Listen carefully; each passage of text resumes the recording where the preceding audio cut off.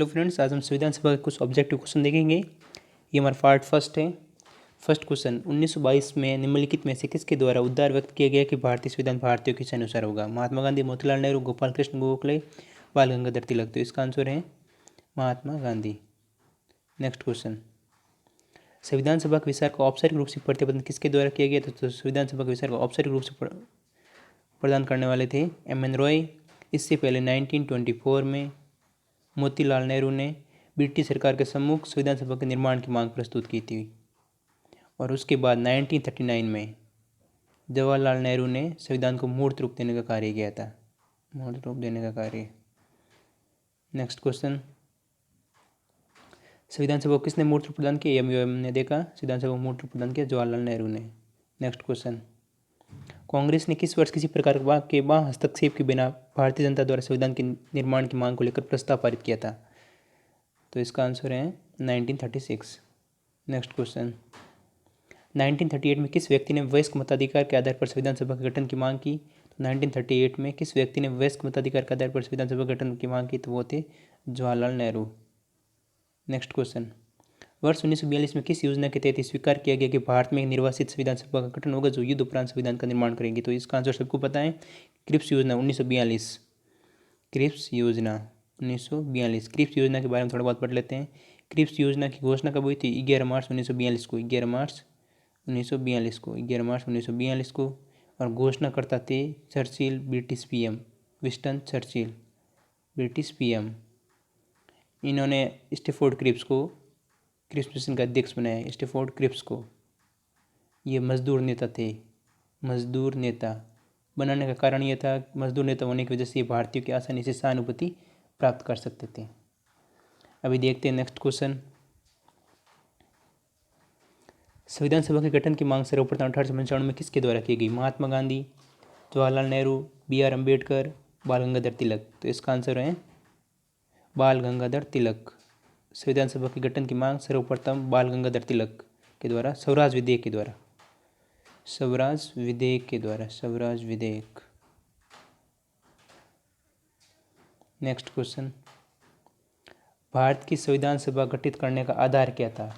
भारतीय राष्ट्रीय कांग्रेस का प्रस्ताव, कैबिनेट मिशन प्लान 1946, भारतीय स्वतंत्रता अधिनियम 1947 और भारतीय डोमिनियन के प्रांतीय राज्य विधानमंडल के प्रस्ताव। तो इसका आंसर है cabinet mission plan 1946। Cabinet mission plan क्या था? तो कैबिनेट मिशन उस टाइम 1946 में ब्रिटेन में एटली की सरकार बनी। एटली की सरकार बनी। किसकी? एटली की। इन्होंने तीन कैबिनेट मंत्रियों के समूह को भारत भेजा। 3 कैबिनेट मंत्रियों के समूह को भारत भेजा। इस समूह को कहा गया कैबिनेट मिशन। इस समूह को क्या कहा गया? Cabinet mission. और कैबिनेट मिशन में कौन कौन थे वो भी देख लेते हैं। एक थे सर पैथिक लॉरेंस जो कैबिनेट मिशन के अध्यक्ष थे। कैबिनेट मिशन के अध्यक्ष थे सर पैथिक लॉरेंस। एक थे स्टैफोर्ड क्रिप्स जो क्रिप्स मिशन वाले। और एक थे ए.वी. अलेक्जेंडर। नेक्स्ट क्वेश्चन देखते हैं, भारत की संविधान सभा किसके अनुसार गठित की गई? तो भारत की संविधान सभा कैबिनेट मिशन योजना के तहत, ये भी हमने देखा। नेक्स्ट क्वेश्चन, 1924 में किसके द्वारा ब्रिटिश सरकार से मांग की गई कि भारतीय संविधान के निर्माण के लिए संविधान सभा का गठन किया जाए? तो वो थे Motilal Nehru.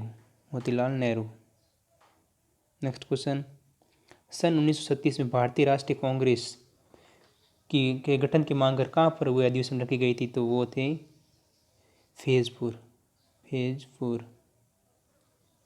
Next question, cabinet mission योजना के अनुसार संविधान सभा में कुल कितने सदस्य होने थे? तो कैबिनेट मिशन योजना के अनुसार कुल संविधान सभा में 389 मेंबर होने चाहिए थे। 389 मेंबर क्यों?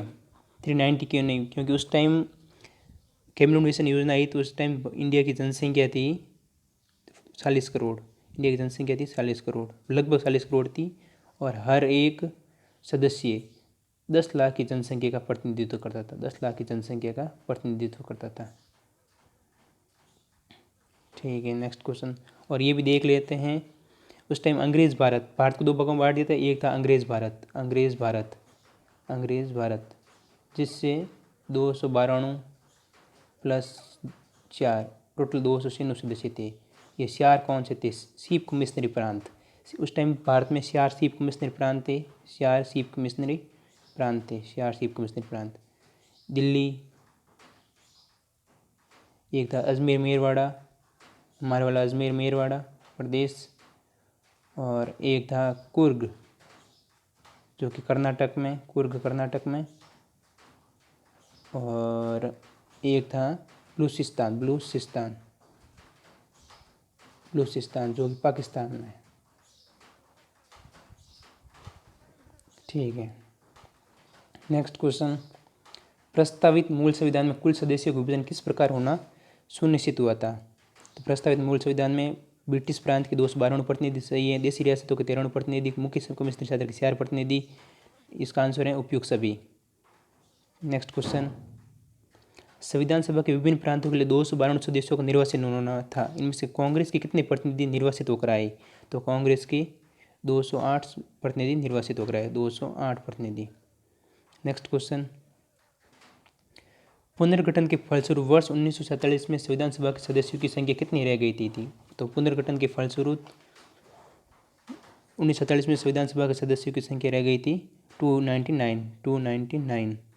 देश विभाजन के बाद में संविधान सभा का पुनर्गठन हुआ, कब हुआ था? 31 अक्टूबर 1947 को, और उस टाइम संविधान सभा के सदस्यों की संख्या रह गई थी 299। इसमें प्रांतीय व देशी रियासतों के 70 सदस्य थे, प्रांतीय व देशी रियासतों के 70 सदस्य। Next question. संविधान सभा में देशी रियासतों के लिए कितने प्रतिनिधि थे? तो अभी हमने देखा 70 सदस्य थे। Next question. पुनर्गठित संविधान सभा में विभिन्न प्रांतों के लिए कितने प्रतिनिधि थे? तो पुनर्गठित संविधान सभा में विभिन्न प्रांतों के लिए 229 प्रतिनिधि थे। Next question. कैबिनेट मिशन योजना के अंतर्गत संविधान निर्माता परिषद प्रत्येक प्रांत की आवंटित सदस्य संख्या निर्धारित करने के लिए प्रतिनिधि कितनी जनसंख्या के अनुपात में था? तो ये भी हमने देखा था 10 लाख व्यक्ति। उस टाइम भारतीय जनसंख्या लगभग 40 करोड़ थी। Next question.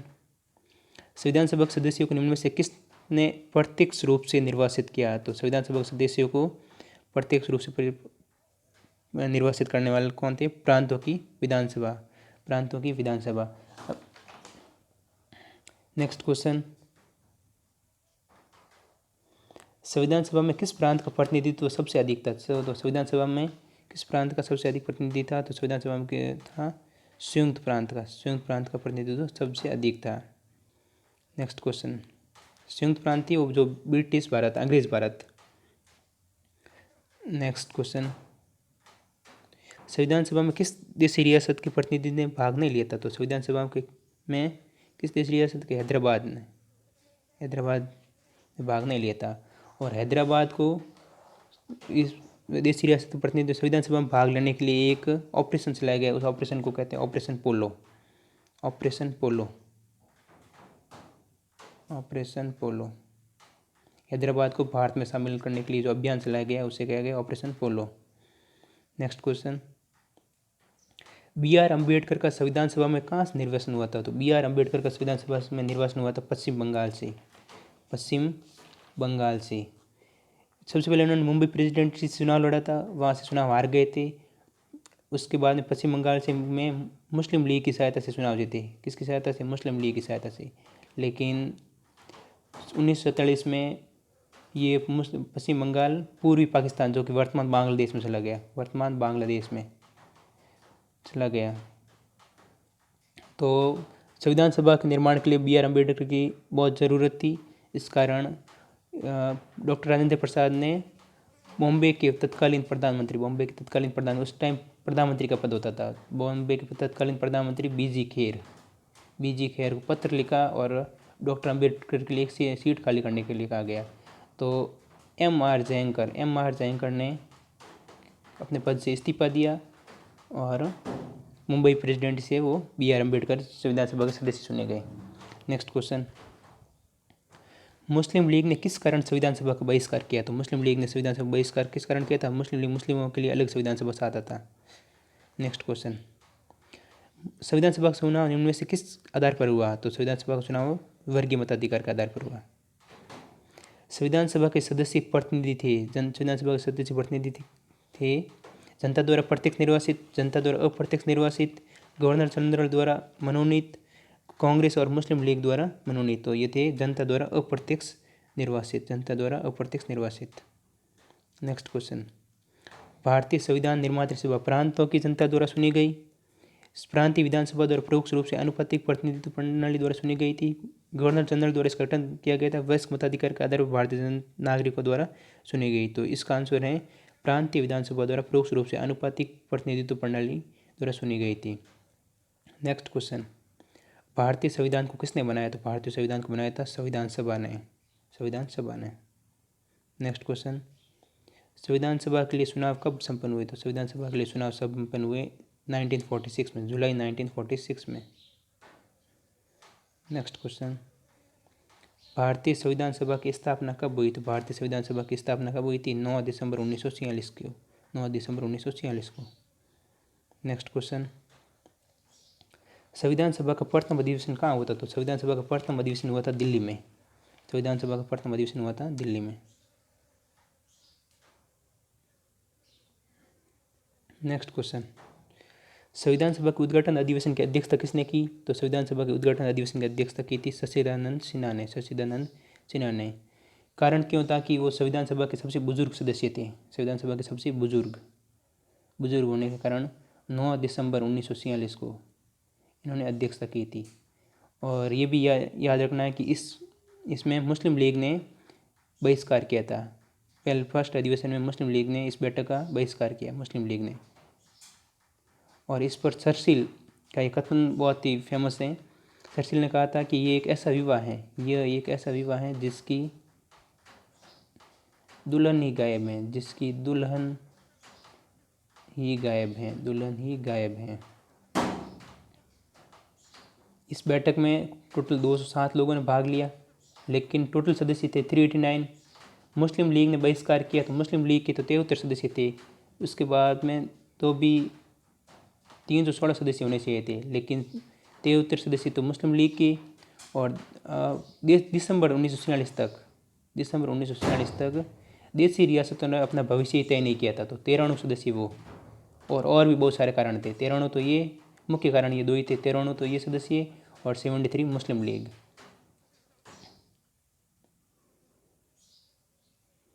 नेक्स्ट, संविधान सभा का पहला सत्र हुआ था। तो संविधान सभा का पहला सत्र हुआ था 9 दिसंबर 1946 को, 9 दिसंबर 1946 को।